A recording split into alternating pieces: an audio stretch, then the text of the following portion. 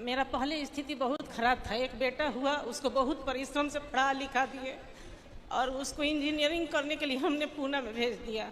हाँ। वहाँ से महाराज जी वो चला गया जर्मनी। आपसे सुबह भी मिले हाँ थे। हाँ हाँ आपको लिख के पर्ची भी अभी जी दिए जी थे। जी। और महाराज जी जब वो चला गया तो मेरे पास कुछ पैसा हुआ तो मैं अपना बहुत कुछ कर लिया।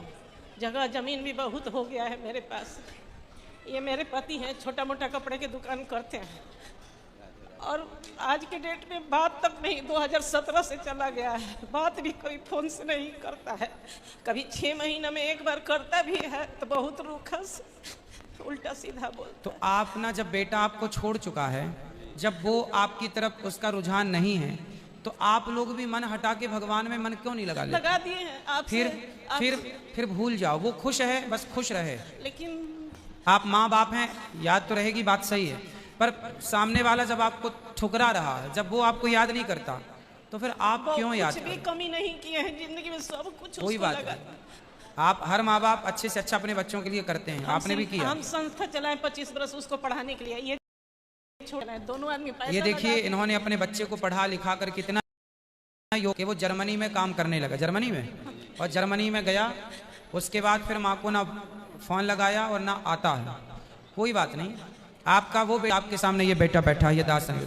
हम आपकी जो सेवा बन पड़ेगी, आपकी सेवा माँ की तरह कर लेंगे। सब कुछ आपको दान देना चाहते हैं गुरु। हमें आपका धन दौलत नहीं चाहिए। नहीं, मेरी माँ, यहाँ जो माताएं हैं, हम उनसे भी कभी धन दौलत नहीं चाहते, मैं करूंगी तो लेकिन क्या करूंगी? आपकी सेवा यदि आप चाहें तो ये दास अनिरुद्ध आपकी सेवा कर लेंगे। करोड़ों की संपत्ति क्या करूंगी महाराज जी, मैं रख के क्या करूंगी? किसी को लग जाएगा हक से।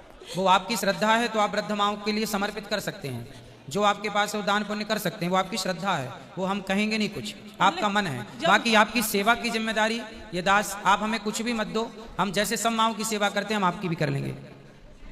गुरुजी जब वो मेरे से जुड़ा था तो मेरे पास बरकत नहीं होता था, लेकिन वो जब मेरे से हट गया तो मेरे पास बरकत भी बहुत हो गया, बहुत। मानो भगवान ये कह रहे हैं कि आप अपने धन को धर्म से जोड़ करके अपना लोक परलोक बनाइए, अपना यश बढ़ाइए। राधे राधे गुरुजी। जी, खुश रहिए। ये बहुत मेहनत करते हैं गुरुजी। भगवान आपको सुखी रखें। हाँ, अब अपने धन को, कोई मार्गदर्शन बतलाइए गुरुजी। आप अपने धन को धर्म से जोड़िए, जी। आपके हिसाब से जो आप पुण्य का कार्य कर सकें, और अपने आप को भगवान के चरणों में समर्पित कर दीजिए, समर्पित कर दें और सदा भगवान के आश्रित यही रहिए। धैर्य अब मन है। ज्यादा से ज्यादा पैसे से हटाकर हाँ। मन ज्यादा से ज्यादा भगवान में लगाओ, मन एकाग्र करो, अब ईश्वर में डूबने की कोशिश करो, बिल्कुल हो जाएगा। आप प्रश्नोत्तरी के बाद बात कर लीजिएगा। हेलो, राधे राधे गुरु जी। जी, कहते हैं कि अशुद्धि में माला जप सकते हैं? माला अशुद्धि में, माला से नहीं, मन से, मन की माला करो। सूतक में, सूतक में गुरु जी, वहाँ आ जाओ।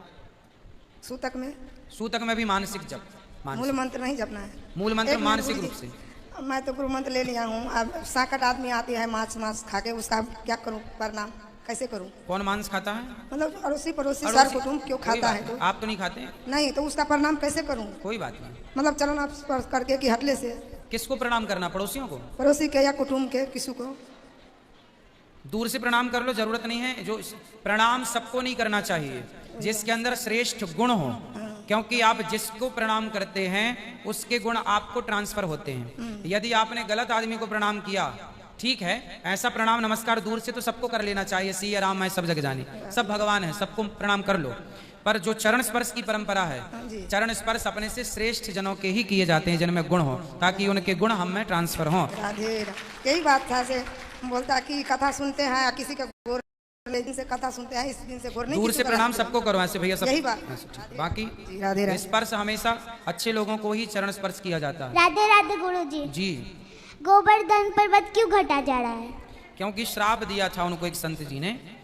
ये हैं द्रोणागिरी के पुत्र, ये जा रहे थे काशी संत जी के साथ, तो इन्हें पता चला कि अब भगवान का अवतार होने वाला है यहाँ, तो इन्होंने वजन बढ़ाया, संत जी ने रख दिया, और शर्त ये थी कि आप हमें जहाँ रख दोगे हम वहीं रह जाएंगे।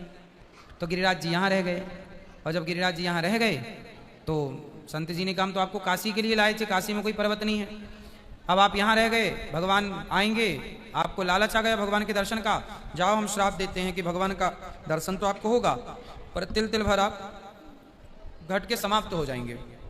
तो कलयुग के आखिरी में गिरिराज भगवान अपने नित्य धाम चले जाएंगे, पृथ्वी पर नहीं।